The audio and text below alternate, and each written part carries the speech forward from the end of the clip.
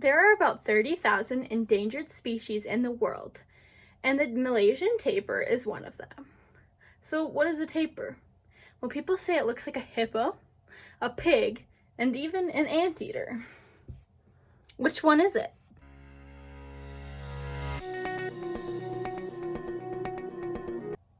It's actually none of those animals. The tapir is closest related to rhinos and horses. So let me know what you think a tapir looks like. So there are 4 kinds of tapirs.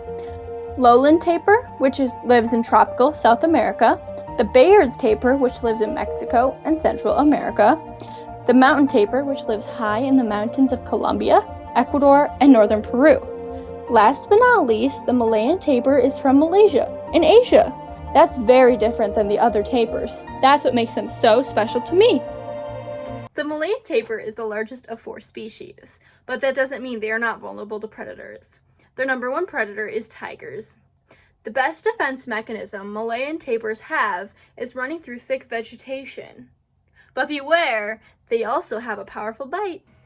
The population status of the Malayan tapir is worrying. Malayan tapirs are in trouble due to deforestation in their natural habitat.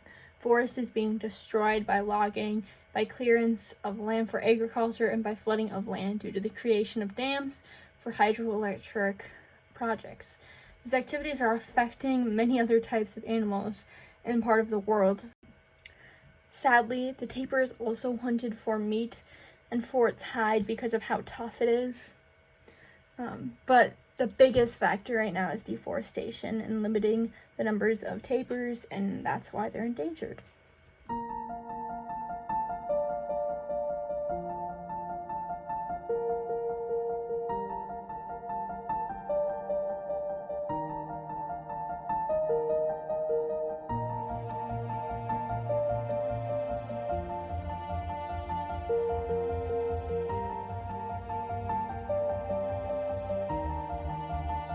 The Malayan tapir is pregnant for 13 months and only produces 1 baby. And then after that, they won't be able to get pregnant again for another 2 years.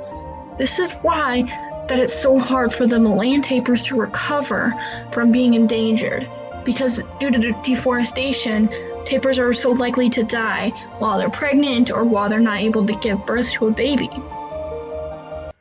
Conservationists are working to protect the tapir, but the human desire for new land is a big problem. Zoos are often criticized as not being good in the animal community, but it's the only reason keeping Malayan tapir species alive. It's a lot easier to breed and mate tapirs in a zoo capacity rather than in the natural setting. Some zoos that are helping to increase the tapir population are the Denver Zoo in Colorado, the Riverbanks Zoo and Gardens in South Carolina, Point Defiant Zoo and Aquarium in Washington State, and finally, the Minnesota Zoo, which is where I found my first tapir and found to love them. And then sadly, I learned that they were endangered, and I just wanted to fix it and find a solution. This is why it's so close to home for me and how I want to help. The last zoo I'm going to be talking about is Franklin Park Zoo. The reason I'm going to talk about this is they just had the first pair of Bayard's tapir's twin that has been ever recorded. Most tapirs only have 1 baby, as I said before.